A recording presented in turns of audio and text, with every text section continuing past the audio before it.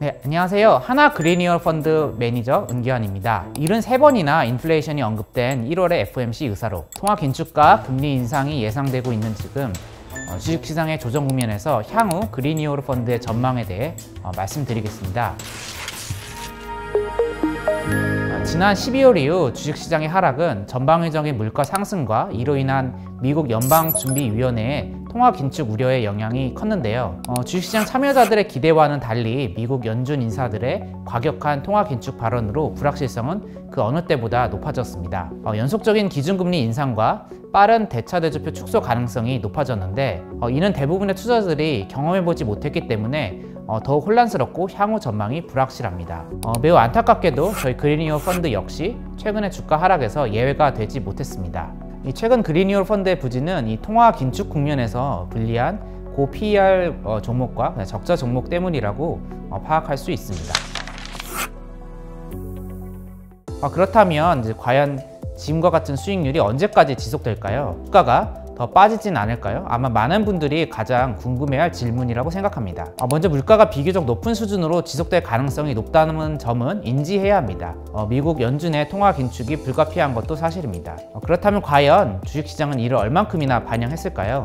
먼저 시중금리는 이제 단기금리, 미국채 2년물과 장기금리, 미국채 10년물 모두 코로나19 이전 수준에 도달하여 금리의 인상 가능성은 어느 정도 반영했다라고 생각을 합니다.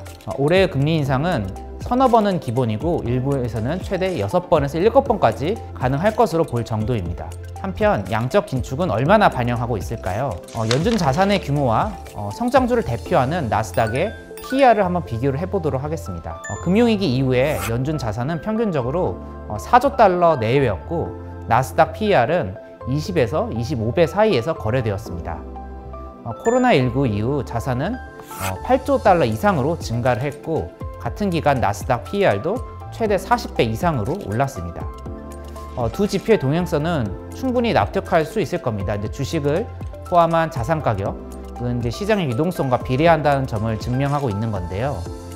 그런데 21년 이후에 물가 상승과 테이퍼링 우려가 반영되면서 나스닥 PER은 30에서 35배 수준으로 다소 하락하였고 최근에는 27에서 28배 수준까지 하락했습니다. 나스닥 PER에 하락한 것은 향후 통화 긴축이 진행될 것임을 미리 반영한 것이다 라고 해석할 수가 있을 것입니다. 연준의 자산 규모가 지금보다 거의 절반 수준으로 줄어들 텐데 이렇게 코로나19 이전 수준으로 돌아갈 경우 나스닥 PER도 25배까지 하락한다고 볼 수가 있을 것이고요. 그렇다면 지금보다 약 7%가량 낮은 수준입니다. 그래서 저는 이 시장 밸류에이션을 기준으로 볼 때 약 10% 내외의 하락의 가능성은 있다라고 판단을 하고 있습니다. 네, 이러한 전망하에서 포트폴리오는 어떻게 구성해야 할까요? 일단 이런 추가 하락 가능성을 고려하여 현금을 일정 부분 보유하는 것이 중요합니다. 그리니얼 펀드는 현재 약 5에서 7%가량 현금을 보유하는 것을 목표로 관리를 하고 있습니다. 또 향후 연준 자산이 4조 달러까지 감소하고 또 더 줄어들지는 않는다는 전제하에서 전반적인 밸류에이션의 추가 하락은 없을 것이고 그렇다면 주당 순이익, 즉 EPS가 상승한 만큼의 주가 상승은 기대할 수 있다 이렇게 보고 있고요. 그렇기 때문에 EPS가 성장하는 종목 위주로 포트폴리오를 구성해야 할 때라고 생각합니다. 그리니얼 펀드의 보유 종목은 평균적으로 연간 EPS 성장률이 30에서 40%가량 됩니다. 그렇기 때문에 추가 하락을 고려하더라도 성장률에 따른 수익을 충분히 기대할 수 있으리라 전망합니다. 물론 좀 최근에 물가 상승과 공급망 우려로 현재 예상한 만큼의 EPS가 나올 수 있을까 하는 불확실성이 있습니다.